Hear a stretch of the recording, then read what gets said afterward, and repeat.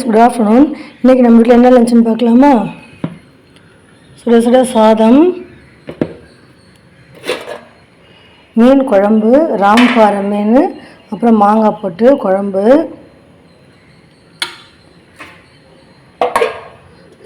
அப்புறம் எறா தொக்கு.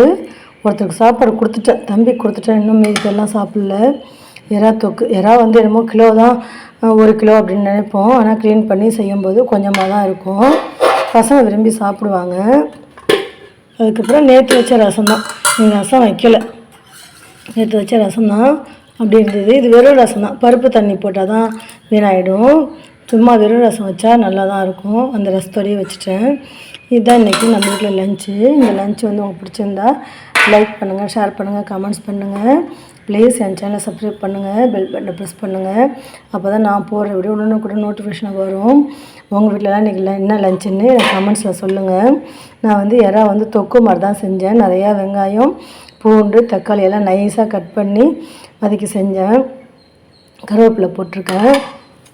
சில நேரத்தில் பசங்க ப்ளைனாக அப்படியே மீன் வறுக்கிற மாதிரி வறுத்து தர சொல்லுவாங்க. அந்த மாதிரி வறுத்து தருவேன்.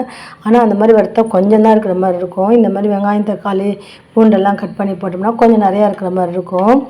இந்த எறா தொக்கு தான் செஞ்சுருக்கேன். இதுதான் இன்றைக்கி நம்ம வீட்டில் லஞ்சு. எனக்கு சப்போர்ட் பண்ணுங்கள் ஃப்ரெண்ட்ஸ், கமெண்ட்ஸ் பண்ணுங்கள். தேங்க்யூ ஃப்ரெண்ட்ஸ், பாய்.